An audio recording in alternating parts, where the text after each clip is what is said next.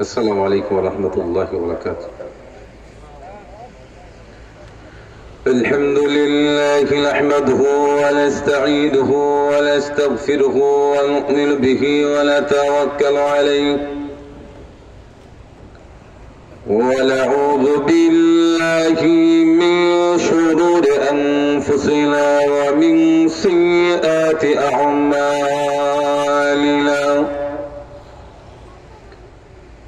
من يهد الله فلا مضل له ومن يضلله فلا هادي له. واشهد ان لا اله الا الله وحده لا شريك له. واشهد ان سيدنا وسندنا ومولانا محمدا عبده ورسوله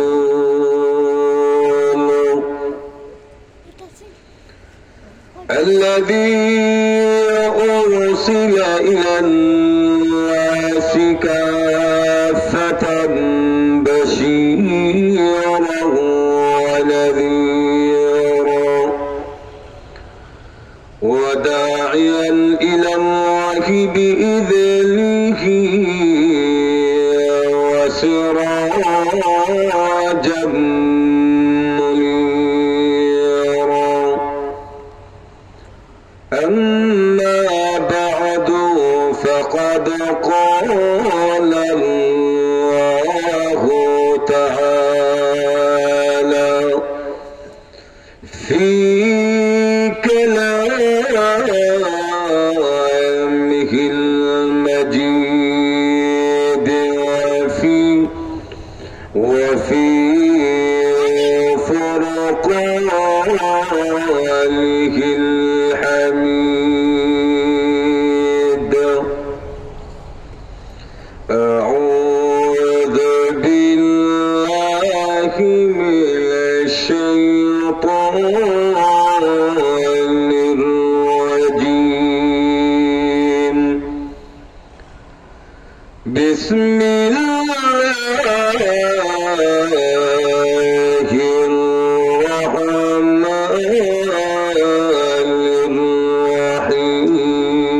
الرحيم. إنا نحن نزلنا الذكر وإنا له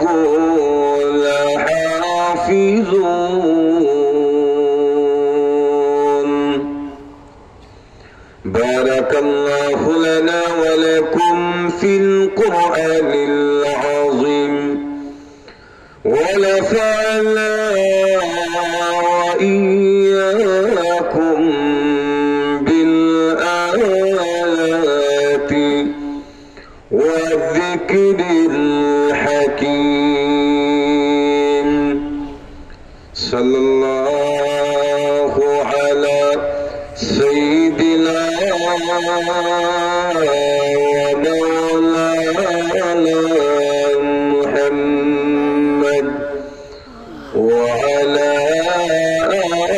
آله وأصحابه وسلم. بلغ العلا بكماله كشف الدجى بجماله حسنت جميع خصاله. صلوا خلق بأشرف روحا يتدي مكبالها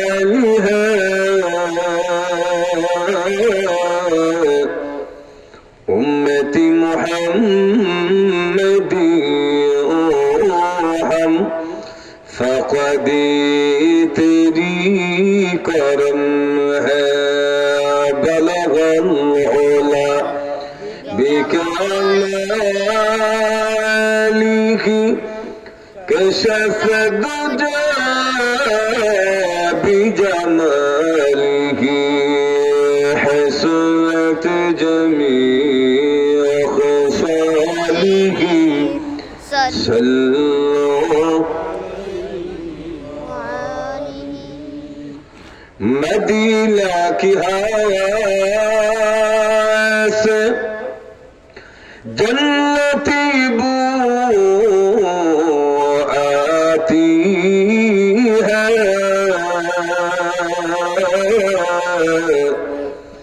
खाके पाके मदीना में नूर जन्नत चमकती है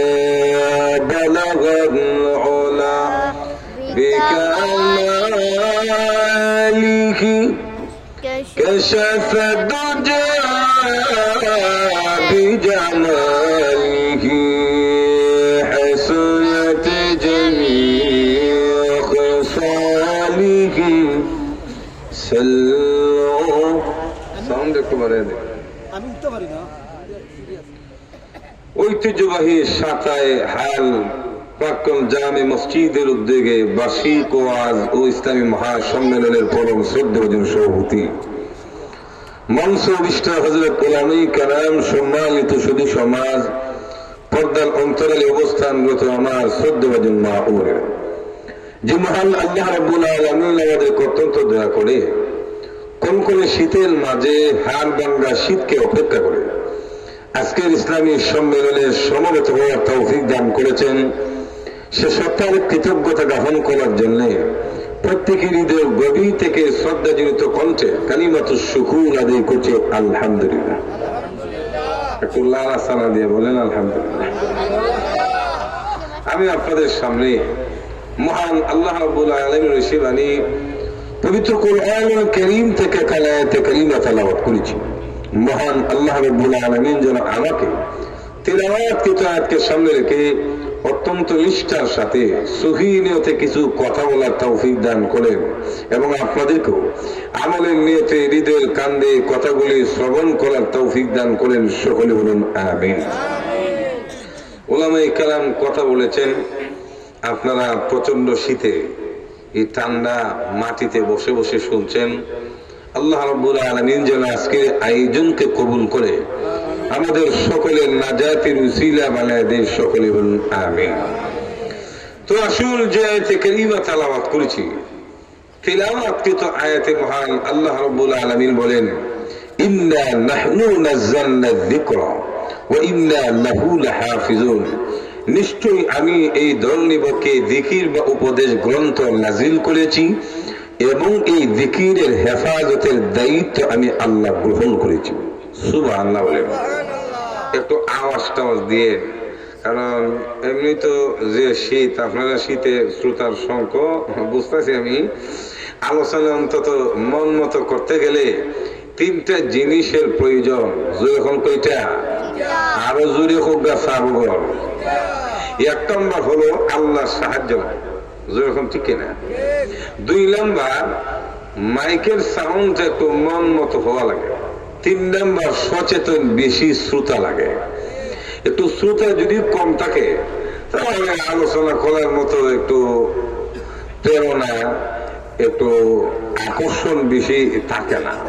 কারণ শ্রোতা যদি বেশি হয় আর যদি সচেতন, একবারে ঘুমান্য শ্রোতা না, যখন ঠিক না।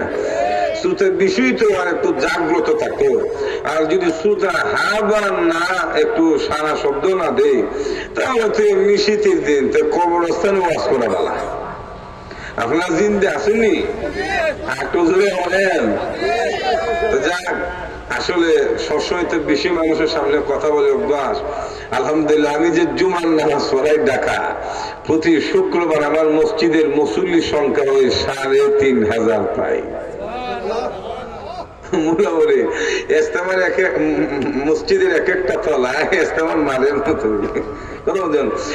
তবে আপনারা সিলেটের মানুষ, শাহজালাল মুজাররাদি আমানির এলাকার মানুষ, যেরকম ঠিক না? সুতরাং আপনাদের ইমানি আওয়াজ একটু আমি সারা শব্দে বুঝতাম যে না আপনারা মোটামুটি সিলেটের মানুষই একটু আওয়াজ দিতে রাজি আছেন তো ইনশাআল্লাহ। মাশাআল্লাহ। তো আসল যে আয়াতে কারিমা তেলাওয়াত করেছি, তিলাওয়াতকৃত আয়াতে মহান আল্লাহ রাব্বুল আলামিন বলেন, ইন্না নাহনু নাযালনা যিকরা, নিশ্চয়ই আমি জিকির বা উপদেশ গ্রন্থ নাজিল করেছি এবং এই জিকিরের হেফাজতের দায়িত্ব আমি আল্লাহ গ্রহণ করেছি। সুবহানাল্লাহ। তো আল্লাহ যে বলেন জিকির নাজিল করছেন, এই জিকিরের মানে কি? তাফসীরকারগণ এখানে জিকিরের ব্যাখ্যা করেছেন কোরআন। কারণ পবিত্র কোরআন মাজিদে কয়েকটা নাম আছে, এর মধ্যে একটা নাম হচ্ছে আর-যিকর। যেমন আল্লামা আব্দুল আজিজ ইবনে আব্দুল মালিক রাহিমাহুল্লাহ তিনি বলেন কোরআন শরীফের 55টি নাম আছে। আপনারা বলেন সুবহানাল্লাহ। কেউ কেউ বলেন কোরআন শরীফের নাম 90 এর ঊর্ধ্বে। তবে গ্রহণযোগ্য এবং প্রসিদ্ধ রাওয়ায়াত অনুযায়ী কোরআন শরীফের নাম হলো মোট 5টি। জোরে বলেন কয়টি? 1 নম্বরে আল কোরআন, 2 নম্বর হলো আল ফুরকান, 3 নম্বর হলো আত-তানজিল, 4র্থ নম্বর হলো আল কিতাব, আর 5ম নম্বর হলো আর-যিকর। তো আত-তানজিল, আল ফুরকান, আল কিতাব এগুলি যেমন কোরআন মাজিদের নাম, আর যিকর কোরআন মাজিদের আরেকটি নাম। তো অর্থ কি হবে? নাহনু নাযালনা যিকরা আই নাহনু নাযালনাল কুরআনা। আল্লাহ রাব্বুল আলামিন যে বলছেন আমি জিকির নাজিল করেছি, এর অর্থ হলো কোরআন নাজিল করেছি। আচ্ছা বলুন তো দিকে কোরআন কে নাজিল করছে? আল্লাহ। একটু জোরে বলেন। আল্লাহ এই কোরআনকে কখন কিভাবে নাজিল করছেন এবং কেন নাজিল করলেন? তত্ত্ববিদগণ বলেন 3টা স্তরে আল্লাহ কোরআন নাজিল করেছেন, 3 তবকায়। সর্বপ্রথম 30 পারা কোরআন আল্লাহ একসাথে নাজিল করেছেন লৌহে মাহফুজে। সুবহানাল্লাহ। একবারে এ টু জেড, মানে সূরা ফাতিহা থেকে নিয়ে মিনাল জিন্নাতি ওয়ান নাস পর্যন্ত সূরা নাস কেউ যে লিয়ার করা তার কোনো কোরআন নাই। যেরকম আছে একবারে 30 পারা কোরআন একসাথে আল্লাহ নাজিল করেছেন লৌহে মাহফুজে। যেমন আল্লাহ বলেন বাল হুয়া কুরআনুন মাজিদ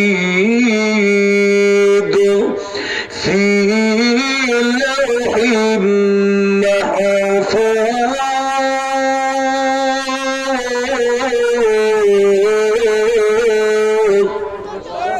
এই সম্মানিত ওই শিবানী যাকে আল্লাহ রাব্বুল আলামিন সংরক্ষণ করেছেন, হিফাজত করেছেন লৌহে মাহফুজে। কোন জায়গায়? লৌহে মাহফুজে।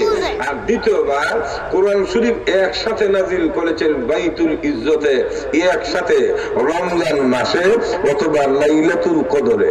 তো লাইলাতুল কদর আর রমজান বুঝে গেলেন কিন্তু এক কথাই, কারণ রমজান মাসের ভেতরেই লাইলাতুল কদর আসে, রমজানের বাহিরে অন্য কোন মাসে লাইলাতুল কদর আসে না।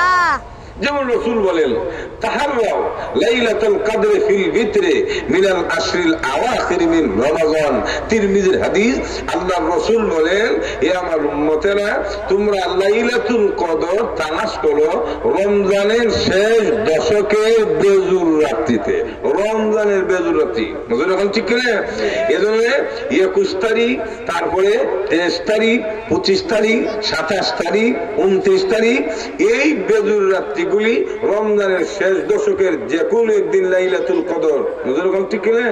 যদি উলামায়ে কেরাম 27 কে প্রাধান্য দিয়েছেন, অভিমত দিয়েছেন বেশিরভাগ যে 27 তারিখ, তাহলে এখানে হাদিসটা বলার উদ্দেশ্য হলো রমজানের ভেতরেই লাইলাতুল কদর হয়, বাইরে না। না আমরা আওয়াজে বুঝে যাব না, আমরা সিলেক্টিত সূত্র মতো। এজন্য আল্লাহ বলেন শাহরু রমাদান আল্লাযী أنزل فيه القرآن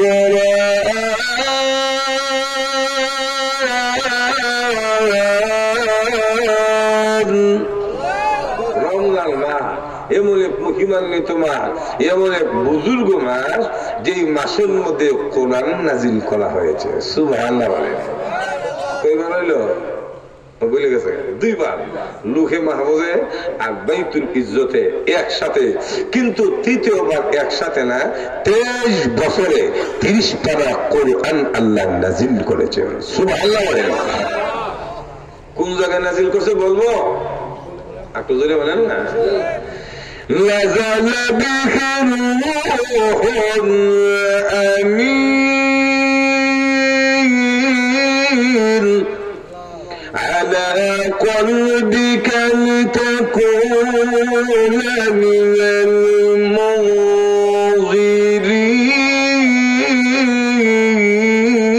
المنذرين نزل به الروح الأمين।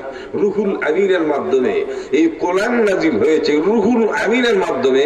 রুহুল আমিন বলতে কোন রুহুল আমিন? আপনাদের সাতাই হালের রুহুল আমিন না, যেরকম ঠিক না। রুহুল আমিন এই জিবরিল আমিন, আশরাফুল মালাইকা, সমস্ত ফেরেশতাদের মধ্যে সম্মানিত যিনি, সবচেয়ে বেশি সম্মানিত হযরত জিবরিল আলাইহিস সালাম, যেরকম ঠিক না। জিবরিল আলাইহিস সালামের মাধ্যমে কখনো এক আয়াত, কখনো দুই আয়াত, কখনো এক সূরা, এমন ভাবে পর্যায় করে 23টি বছরে আলা কলবিকা, এই আলা কলবে মুহাম্মাদিন সাল্লাল্লাহু আলাইহি ওয়াসাল্লাম, সর্বকালের সর্বশ্রেষ্ঠ মহামানব, যেরকম ঠিক ইমামুল মুরসালিন, খাতামুন নবীন, সরকার দু আলম আহমদে মুজতবা মুহাম্মদ মুস্তাফা, উম্মতের কান্ডারি, হাইয়াতুন নবী মুহাম্মদুর রাসূলুল্লাহ সাল্লাল্লাহু আলাইহি ওয়াসাল্লাম পবিত্র সিনা মুবারকে আলা কলবিকা, এই আলা কলবে মুহাম্মাদিন সাল্লাল্লাহু আলাইহি ওয়াসাল্লাম 23 বছরে রাসূলের সিনা মুবারকে 30 পারা কোরআন নাযিল করেছেন। কয়বার হলো? একটু জোরে বলেন। এই তিনটা স্তরে আল্লাহ কোরআন নাযিল করে। আল্লাহ রাব্বুল আলামিন বলেন, এই কোরআনের হেফাজতের দায়িত্ব আমি আল্লাহ গ্রহণ করেছি। وَإِنَّا لَكُمْ لَحَافِظُونَ।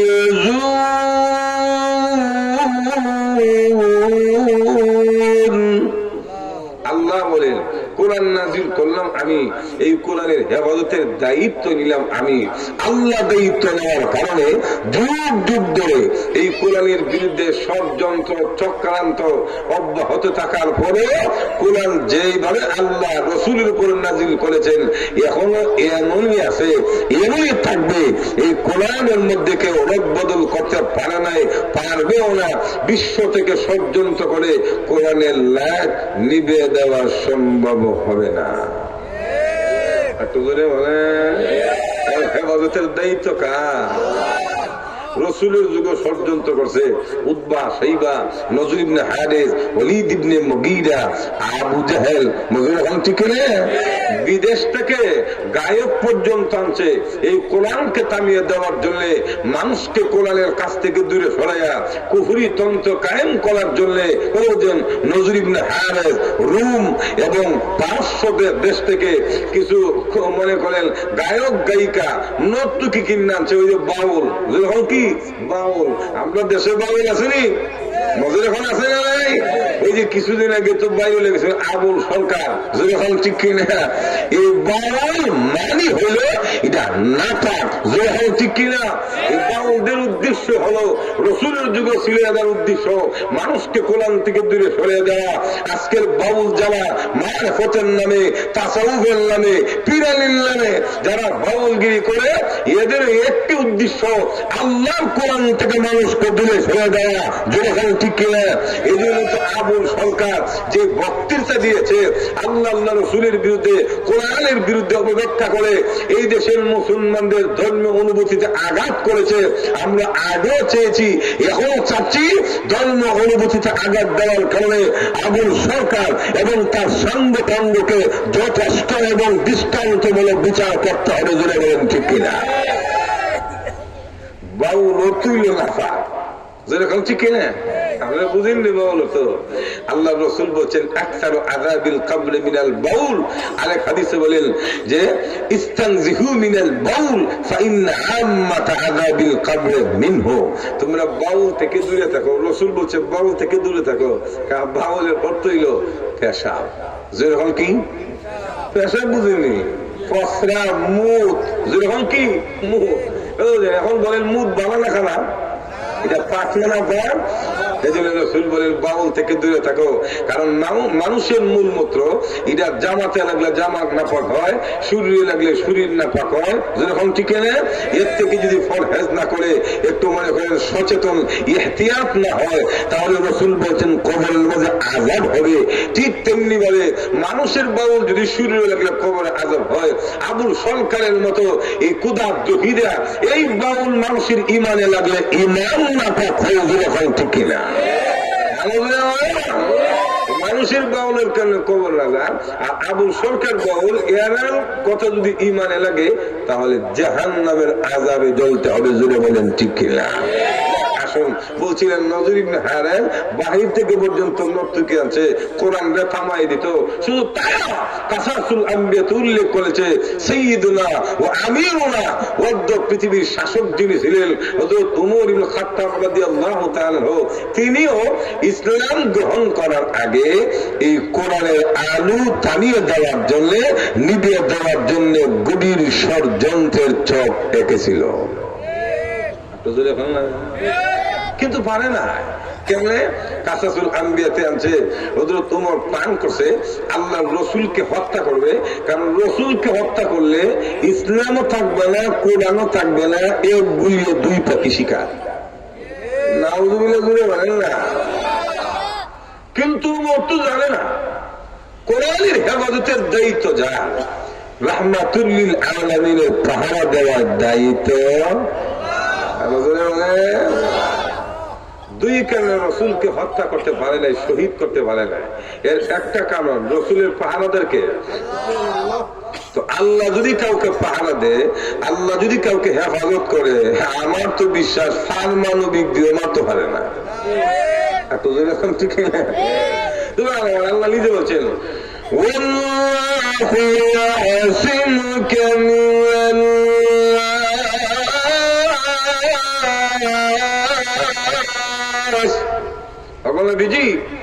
আপনাকে সমাজের দুর্বৃত্ত আর সন্ত্রাসীদের হাত থেকে আমি আল্লাহ হেফাজত করবো। সুবহানাল্লাহ। আল্লাহ যদি কেউ চুলে ধরে উপরে তুলে, মানুষ তার টেঙ্গে ধরে নিচে নামাইতে পারবে? এই লাইট গুলি এমন করে কেন? কারণ দুই নম্বর কারণ, আমাদের রাসূল দুর্বল ছিলেন না। বিশ্ব নবীকে আল্লাহ 4000 নৌজওয়ানের শক্তি দান করেছেন। একটু জোরে বলে 4000 যুবকের শক্তি। 4000 যুবক। শুধু আমরা বাংলাদেশের যুবকের মতো না, নজর এখন ঠিক না, স্ট্রং নৌজওয়ান বীরের মতো এবং 4000 যুবকের শক্তি আল্লাহ রসুলকে আল্লাহ দান করেছেন। সুতরাং রসুল যদি উমরের দইরা আঙ্গুল দিয়ে দইরা ধাক্কা মারে, উমর তো ঘুরতে ঘুরতে মক্কা বেড়ে গেল। নজর এখন ঠিক না, কারণ শক্তি কয়ে জানে। বিশ্ব নবী রাহমাতুল লিল আলামিনকে এই পৃথিবী থেকে বিদায় করে কোরআনের আলো নিভিয়ে দেওয়ার জন্য ওমর চূড়ান্ত সিদ্ধান্ত নিয়ে হযরত ওমর বলেন, পৃথিবীর মানুষের আমি রাসূলকে মারার জন্য প্রাণ করে মক্কা হইতে গড়াইতে সংগ্রাম করে মক্কার উপকণ্ঠে রাসূলের সন্ধানে অভিযান চালিয়ে দিলাম। রাসূলকে যদি কোথাও পায় এমনি পৃথিবী থেকে বিদায় করে দেব। হযরত ওমর বলেন, এই মনোভাব নিয়ে আমি আল্লাহর রাসূলের সন্ধানে বের হলাম। খুঁজতেছি, খুঁজতে হঠাৎ করে একদিন তাকায় দেখি আল্লাহর নবী রাহমাতুল লিল আলামিন নিশির জমিতে সমাজের মানুষগুলি ঘুমিয়ে আছে, আর তিনি একা একা রাস্তা দিয়ে হাঁটতেছে।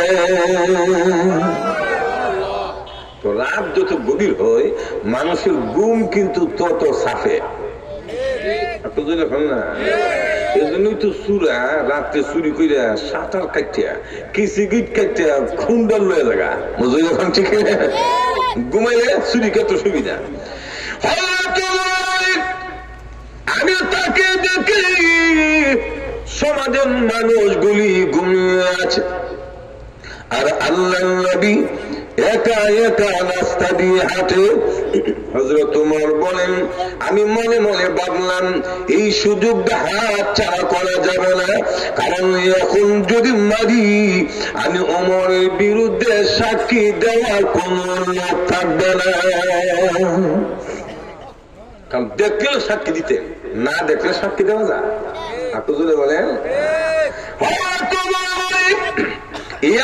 সিদ্ধান্ত নেই রসুলের পেছনে আমি দাঁড়া করলাম, কোন কথা বলি না, কোন আওয়াজ দেয় না, কোন শব্দ করি না। কারণ আমি যদি কথা বলি আর তিনি যদি পেছনে মাথা ঘোরান এমনি দেখবে আমি ওমর, তাহলে সহজে মারতে পারবো না। একটু যদি হয় না সুরের মতো, সুর চুরি করতে গেলে কোনো কথা বলে না, শব্দ করে না। মাশাআল্লাহ, ঠিক যারা কইছেন চুরি ট্রেনিং দিচ্ছেন নাকি জানেন কেন? আমার উস্তাদ বলছিল, বলবো একটু যদি বলেন না। এক সুরের জিজ্ঞেস করে, ও মিয়া চুরি টুরি করেননি? না হুজুর, উস্তাদ এনে না। সুর আর উস্তাদ আছে, যেরকম আছে না। জিজ্ঞেস করে চুরি করতে আবার উস্তাদ এনে না কেন? হুজুর বয়স হয়েছে তো কাশি মারি। যেরকম কি মানে জিজ্ঞেস করে কাশি মানে কাশির সাথে চুরি কি সম্পর্ক? সুরা তখন বলে এটা কোরআনের তাফসীর না, এটা চুরির বিদ্যা। এখন ঠিক না বলে চুরি করতে গিয়া যদি কাশি মারি তা আওয়াজ হয়, শব্দ হইলে ঘরের মানুষ সজাগ হয়ে যায়, আর চুরি করা যায় না। এখন ঠিক না, চুরি করলে যদি ঘরের মানুষ সজাগ থাকে, চুরা চুরি করবে জীবনে? আর তো মানে আমি এই জন্য কোন কথা বলি না, পায়ের জমি পর্যন্ত শুনতে দেয় না। মনে মনে ভাবতেছিলাম আর একটু নিরিবিলি পরিবেশে গেলে হামলা করো, যেখানে ঘর বাড়ি কম। বলেন ঠিক কিনা? ওই যে দেখবেন ডাকাতিরা যখন ডাকাতি করে, যেখানে ঘর বাড়ি বেশি সেখানে করে না, হাওয়ারের মধ্যে গাছ ফালাই দেয়, সিল্লি দিলে কেউ শুনতো না। মজুর এখন ঠিক কিনা? আমি অপেক্ষা করে ভেতরে তাকায় দেখি আল্লাহ পয়গম্বর নিশির জমিতে হাঁটি হাঁটি করে কাবার চত্বরে দাঁড়িয়ে তাহাজ্জুদের নামাজ শুরু করেছে। কারণ রাত যত গভীর হয় আল্লাহ নবীদেরও প্রেমের আলাপ তত গভীর হইত। আজকে লক্ষ্য করে দিলেন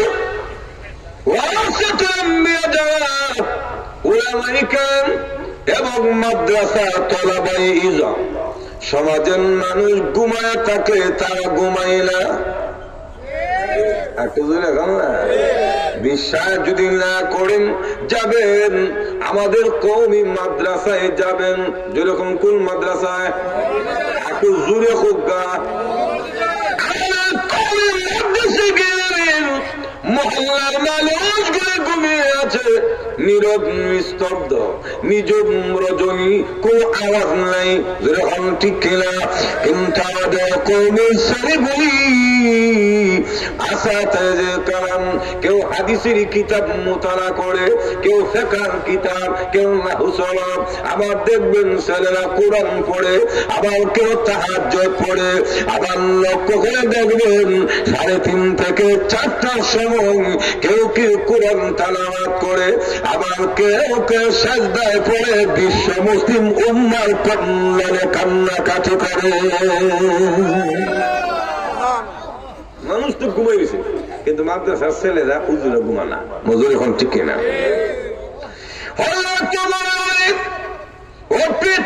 মানুষেরা আমি আমার তো কোনো কথা বলি না, আস্তে করে কাবার দেওয়ালের পেছনে দাঁড়ায় গেলেন। দেখি মুহাম্মদ নামাজের ভিতরে কি করে। হযরত ওমর বলেন, আমি কাবার দেওয়াল থেকে গভীর দৃষ্টি দিয়ে তাকায় দেখি আল্লাহর পয়গম্বর নামাজের ভিতরে গুনগুন সুরে কি যেন তেলাওয়াত শুরু করেছে। নামাজের ভিতরে কি পড়ে? এবিসিডি আল্লাহ কোরআন। কারণ কোরআন তেলাওয়াত না করলে নামাজ হবে। মসজিদে গেলে দেখবেন তো ফজরের সময়, মাগরিবের সময়, এশানের সময় আমরা ইমাম সাহেবরা জোরে কেরাত পড়িনি, একটু জোরে এখন না। فكلي واشربي وقري عينا فإما ترين من البشر أحدا فقولي إني نذرت للرحمن صوما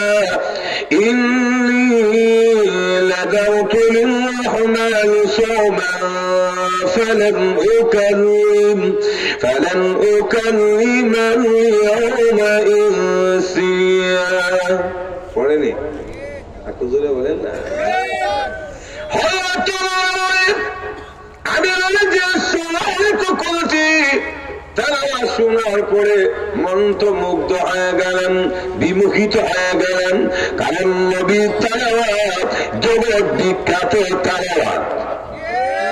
একটু জোরে বলেন। আল্লাহ নবীর কণ্ঠ এটা পৃথিবী বিখ্যাত কণ্ঠ। এই পৃথিবীতে যত কণ্ঠ শিল্পী থাকুক না কেন, বিশ্ব নবীর মতো এত শ্রুতি মধুর কণ্ঠ আল্লাহ কাউকে দেয়নি।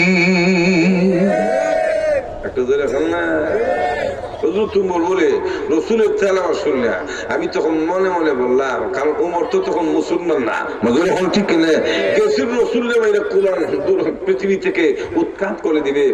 তুমর বলে কিন্তু তেলাওয়াত শুনলে তো দেখি আমার কলিজা সিদ্ধ করে না। আল্লাহ আকবার বলে বলেন তোমার বলে। আমি তখন মনে মনে ভাবলাম, ও বুঝছি সমাজের মানুষেরা যে বলা বলি করে, রাস্তাঘাটে যে বলে মোহাম্মদকে নিজে সমালোচনা করে, মোহাম্মদ একজন কবি, তাহলে তো বোঝা যায় মানুষের কথাই সত্য, মানুষের মন্তব্য সত্য। মোহাম্মদ আসলে কবি, তবে হ্যাঁ কবি হইল তিনি ছোটখাটো কবি না, বড় মাপের কবি। কারণ আমি উমরের জীবনে কত কবির কবিতা শুনছি, মোহাম্মদের মতো এত সাহিত্যিক পূর্ণ কবিতা শুনি নাই। সুবহানাল্লাহ বলে ভাবনা। কারণ রসুল তো কবি না, তিনি তো হচ্ছেন আল্লাহর নবী, পড়েন কোরআন, ঠিক না? কিন্তু তুমর যখন কাবার দেওয়াল থেকে মনে মনে মোহাম্মদ কবি, মনে মনে এমনি রসুল আয়াত তেলাওয়াত করছেন। রসুল নামাজের মধ্যে আয়াত তেলাওয়াত করে আয়াত তেলাওয়াতের মধ্যে জবাব দিয়ে দিল, ওমর আমি কবি না। সুবহানাল্লাহ হয় না? কেমন আয়াতটা তেলাওয়াত করছে বলবো? একটু যদি এখন না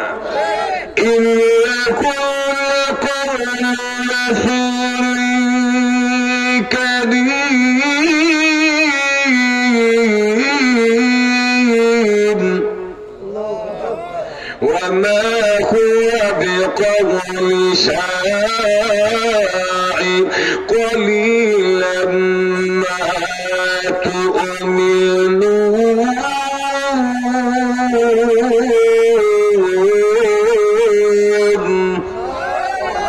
আল্লাহ নবী বলেন, ইন্নাহু নিশ্চয়ই ইহা, ইহা মানে কি? রসুল যা তেলাওয়াত করেন ইহা লা কাউলু রাসূলিন কারীম, অবশ্যই সম্মানিত রসুলের কথা। ওয়া মা হুয়া বিকাউলি শাঈর, আমি যা তেলাওয়াত করি কবি কবিতা না, মজুর ঠিক না। কালিলান মা তুমিনুন, এই কথা তোমরা সকলে বিশ্বাস করো না, অল্প সংখ্যক মানুষ মাত্র বিশ্বাস করো।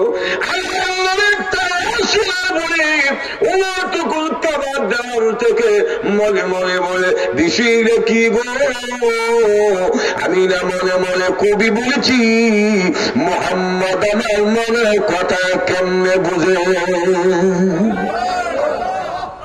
আমি তো বলছি মনে মনে, মোহাম্মদ আমার মনে কথা জানে কেন? সুবহানাল্লাহ জুড়ে বলে। আমি যদি এখন মাইক দিয়ে বলি যে সাথে হাল এলাকার মানুষ ভালো না, তখন আপনারা বলবেন হুজুর কেন? ঠিক কিনা? আরো জোরে বলে। কিন্তু যদি মনে মনে বলি, বুঝবেন মনের কথা বোঝা যায় না। এখন ঠিক কিনা? এই কথা কস কেন? কারণ আধুনিক বিশ্বে প্রযুক্তির যতই উন্নতি হোক না কেন, এই জমিন থেকে 450 কিলোমিটার উপরে রকেটের ইঞ্জিনের যান্ত্রিক কোন সমস্যার সমাধানের জন্য এখানে যাইতে হলে গড়ে বসে কম্পিউটারে ঠিক করে না। মজুর এখন ঠিক না? জমিন থেকে 750 কিলোমিটার উপরে যাইতে পারে, কিন্তু মানুষের অন্তরে 1.5 ইঞ্চি চামড়ার ভেতরে কি হয় সেখানে যেতে পারে না। একটু এখন ঠিক না? কার মনে কি কল্পনা জল্পনা, এটা বিজ্ঞানের বাপও পারে না। একটু যখন না হুজুর তুমুর বলি বিষয়টা কি, আমি বললাম মনে মনে, আর উনি আমার মনের কথা জানে কেমনে? তাহলে তো বোঝা যায় যে ব্যক্তি মনের কথা বলতে পারে উনি কবি না, তবে গণক বা জ্যোতিষ ছাড়া কেউ না। নাউজুবিল্লাহ বলে বলেন জ্যোতিষ বলেন। জ্যোতিষ আমরা দেশে ছিল সময় দেখতাম, আর আরবের মধ্যে গুলো খুব বেশি ছিল। কিচ্ছু হইলে স্বপ্নে দেখলো জ্যোতিষীর কাছে যাইতো, গিয়া বলতো দেখেন আমি এই স্বপ্নে দেখলাম, একটু বলেন। আমাদের সমাজে আগে আসতো, কথা বুঝছেন তো, মানুষের হাত দেখাইতো, এই যে হাতের রেখাগুলি দাগগুলি দেখাইয়া ভবিষ্যৎবাণী নিত। আর তারও বলতো বুঝছেন এই উস্তাদ দেখেন আমার ছেলের হাতটা লন্ডন যেতে পারবে কিনা, বুঝলেন এখন ঠিক না? আমার ছেলে কুয়েত যাইতে পারবে কিনা, মেয়েরা সামনে এসে পরীক্ষা দিবে পাস করতে পারবে কিনা, মেয়ে এসে যে ফাঁস করবে না গুড়ার ডিম পাইবে, ছেলে লন্ডন যাবে কুয়েত যাবে নাকি কলকাতা থেকে ঘুরে আসবে, এটা গণক কেন? গণকের বাইসাবো তো জানে না। এখন ঠিক না? জানেন কে? আগে এগুলি আমাদের দেশে বেশি ছিল, কিন্তু এখন নাই। কারণ এইভাবে মানুষকে কুফুরির দিকে ধাবিত করা হতো, এগুলি বিশ্বাস করে ইমান থাকতো না। ওই সময় আলেম ওলামা বেশি ছিল না, কিন্তু যখনই এই দেশের গ্রামগঞ্জ থেকে শহর পর্যন্ত কওমি মাদ্রাসা, দেওবন্দি মাদ্রাসা প্রতিষ্ঠা হয়েছে, সকল বাতিল প্রতিরোধ করার জন্য দুর্বল আন্দোলন আর প্রতিরোধ গড়ে তোলার কারণে এই গণকরা দেশ ছেড়ে দিতে গিয়ে ডুব দিছে। কারণ আপসহীন নেতৃত্ব এবং আপসহীন ভাবে বাতিলের বিরুদ্ধে দুর্বার গতিতে আন্দোলন করলে একমাত্র শাহজালালের উত্তর শুরু করেছে ঠিক কিনা? একবারে ব্রিটিশ কাদা আন্দোলন থেকে বাংলাদেশের 7+70 পর্যন্ত প্রতিটি আন্দোলনে জীবন সংগ্রাম রক্ত দিয়ে রসুলের সুন্নাহ আল্লাহ দিল বিজয়ের জন্য সকল কুফরি তন্ত্রের পালন রচনা করে আন্যায় করেছিল ঠিক কিনা? আরো যদি প্রয়োজন হয় আমরাই করব, তবু আল্লাহ দিন রসুলের সুন্নাহ বিজয়ের ক্ষেত্রে কারোর সাথে আমাদের আপোষ হবে না, অর্থাৎ প্রয়োজনে যদি আপনাদের জীবন দেওয়া প্রয়োজন হয়, শাহজালালের প্রকৃত উত্তরসূরি রহমতিকেরা শাহজালালের প্রকৃত উত্তরসূরি কাজা মঈনুদ্দিন চিশতি রহমাতুল্লাহের প্রকৃত উত্তরসূরি জানান দিতে ময়দানে জানে মারে কারা কারা প্রস্তুত থাকবেন জাপিয়ে পাওয়া জন্য হাত একটু তুলে দেখা। আল্লাহ কবুল করুন। আরো জোরে বলেন আমি। অসুবিধা হইতেছে না তো? কোন অসুবিধা? তো আল্লাহ রসুলের তেলাওয়াত শুনলে উমর যখন মনে বলে ও বুঝি মোহাম্মদ কবি না, তবে গণক ছাড়া কেউ না। রসুলকে যখন আমার গণক বলছে, রসুল তখন আমার জবাব দেয়, বলবো একটু জোরে বলেন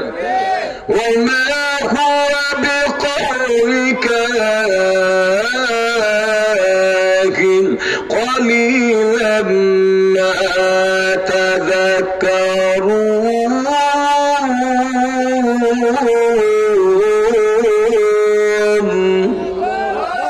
النبي বলেন وما هو بقول كاهن আমি যা তেলাওয়াত করি ইহা গণকের কোন কথা না। কলিলাম মা তাযাক্কারুন, এই কথা তোমরা সকলে অনুধাবন করতে পারো না। আল্লাহর তেলাওয়াতের মাধ্যমে প্রতিটি ধারণা কল্যাণ করে দেওয়ার পরে জবাব দেওয়ার পরে হযরত তোমার বলেন বিষয়টা কি গো? আমি বলি মনে মনে মুহাম্মদ আমার মনের কথা সব জানে। আমি প্রথমে বললাম কবি, তিনি জবাব দিলেন কবিলা। দ্বিতীয়বার বললাম তিনি গণক, জবাব দিলেন তিনি গণকরা। তাহলে তিনি কে? কি তালাওয়াত করেন? মুহাম্মদ পড়েন নাকি? ওমর নিজে প্রশ্ন করে।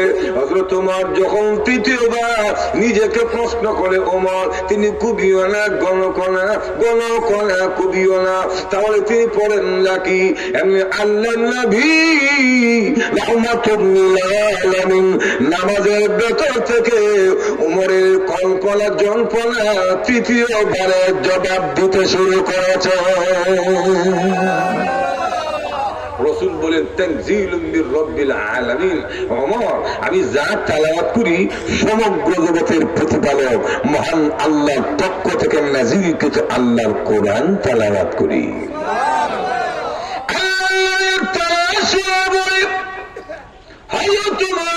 পৃথিবীর মানুষেরা গিয়েছিলেন কোরআন না বলে মুহাম্মদকে পৃথিবীতে থাকতে দিব না। এক গুলিয়ে দুই পাখি শিকার করো আর কোরআনের লাইটটা পৃথিবী থেকে নিবাই দিব।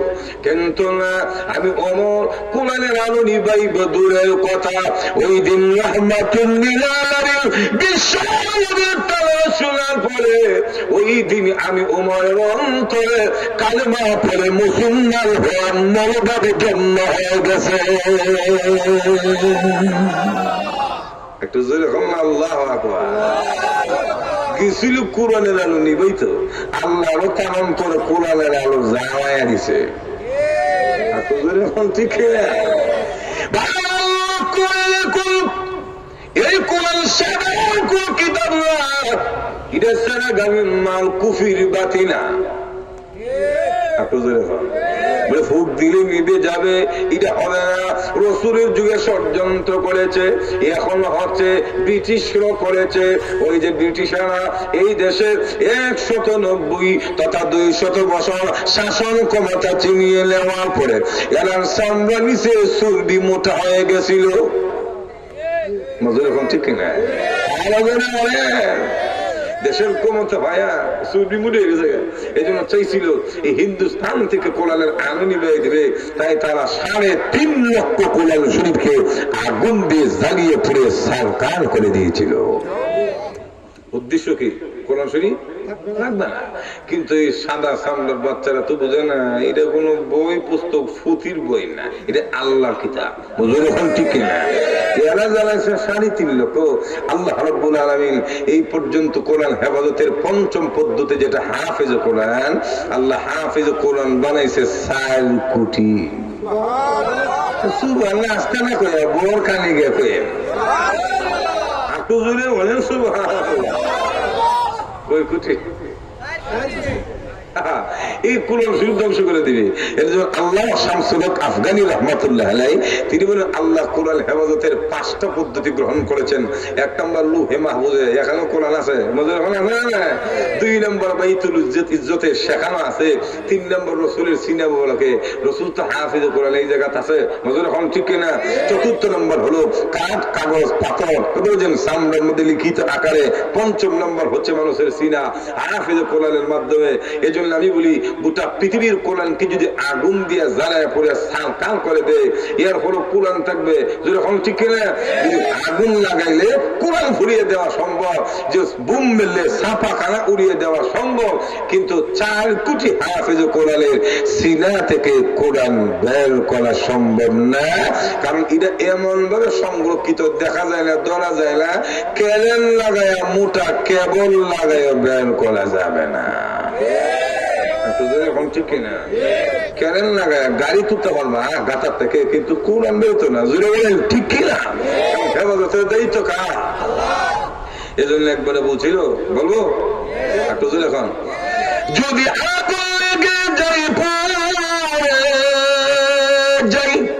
যদি আগুন লেগে যাই পড়ে যাই পৃথিবীর সবার দোকান, বিশ্ব থেকে হারাবে না পবিত্র কোরআন, বিশ্ব থেকে হারাবে না পবিত্র কোরআন। ঠিক না?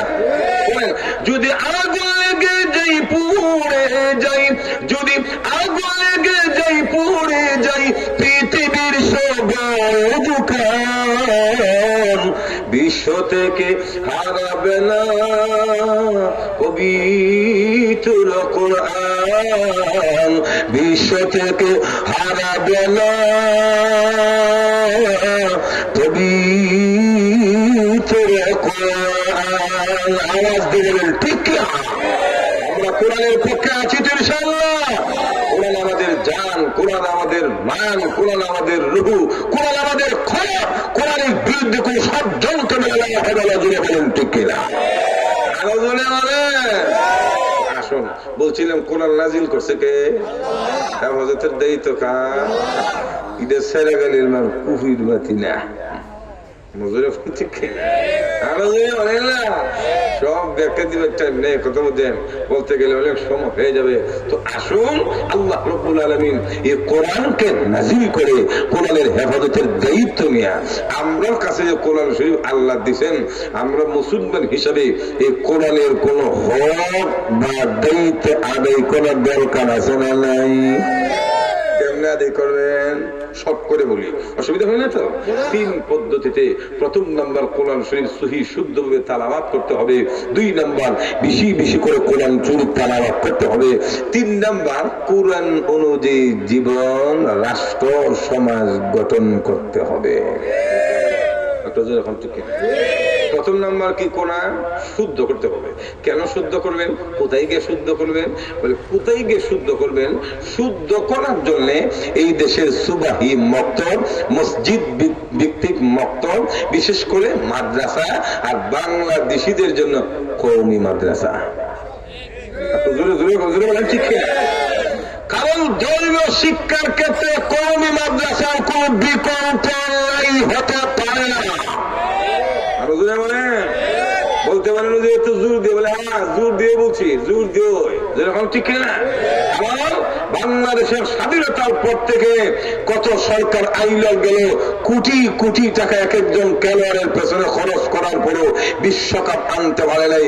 কিন্তু আমার দেশের কর্মীর চেহারা একবার 2 বার নয়, একাধিকবার বিশ্ব জয় করে বাংলাদেশের লাল সবুজের পতাকাকে বিশ্বের দরবারে সমুন্নত করতে সক্ষম হয়েছে। যেরকম ঠিক না?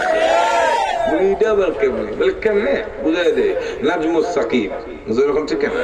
হাফেজ নাজমুস সাকিব, তরিকুল, এরপরে মুস্তাফিজুর রহমান, হাফেজ আনার, এরপরে হাফেজ সলেহ আহমদ তাকরিম থেকে নিয়ে একাধিক হাফেজ কোরআন কওমি মাদ্রাসার ছেলে। যেরকম ঠিক না? 102টি 3টি 113টি রাষ্ট্রের মধ্যে, বিশ্বের মাঝে 113টি রাষ্ট্রের মধ্যে কোরআন প্রতিযোগিতায় অংশগ্রহণ করে শিক্ষার দিক দিয়ে, বিশুদ্ধ দিক দিয়ে, এর দিক দিয়ে, সব দিক দিয়ে 1 নম্বর হয়ে বিশ্বজয়ী করলে আমার কওমি মাদ্রাসার ছেলেরাই বিশ্বজয়ী করেছে।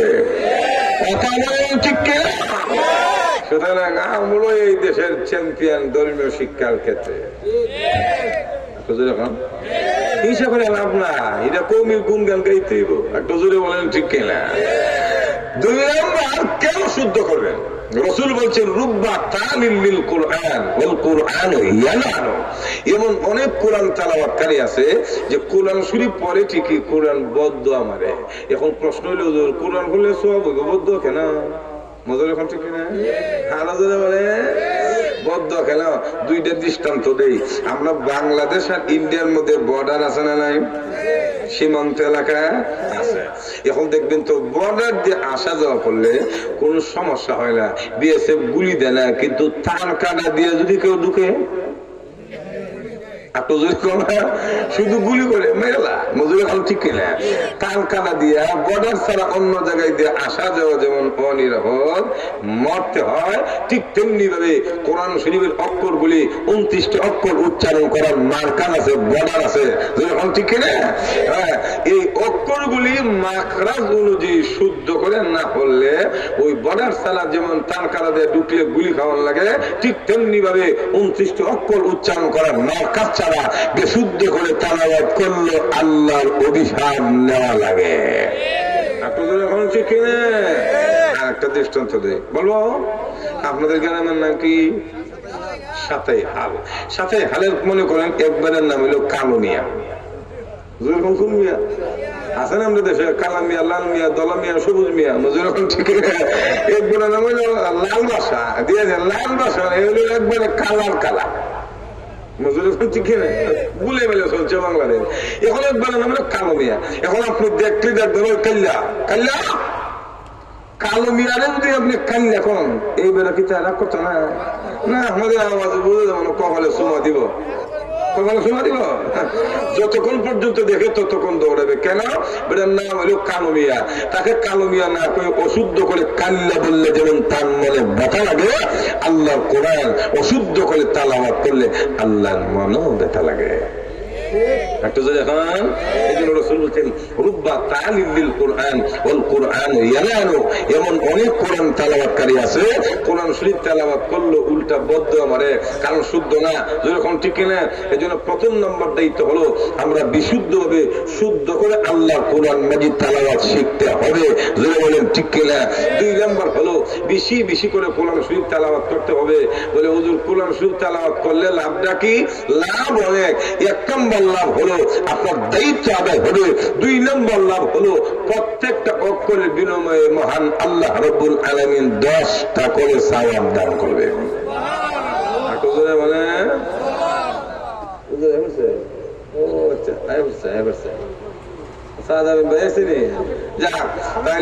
না না না এখন দান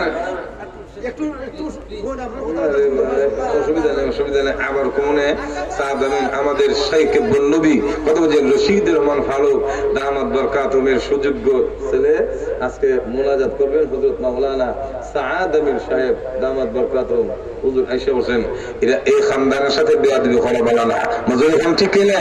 আমাদের উলামায়ে দেওবন্দ মাস্তাকের যত উলি আল্লাহ আছেন এই নসলের মধ্যে এক হইল আমাদের শাইখে নবী, যখন ঠিক না? ঠিক না?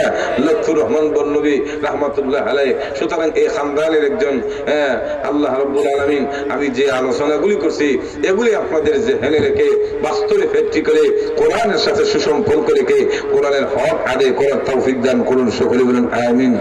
আবার ইনশাআল্লাহ বেঁচে থাকলে দেখা হবে। কেউ উদ্বোস করবেন না ইনশাআল্লাহ। সাআদ আমিন ভাই সব বয়ান কইরা এরপরে দোয়া করবেন ও সকলের আমি সুস্বাস্থ্য নেক কামনা করে আজকের মতো আলোচনা এখানে শেষ করছি। ওমা আলাইনা ইল্লাল বালাগ। আসসালামু আলাইকুম ওয়া রাহমাতুল্লাহি ওয়া বারাকাতুহু।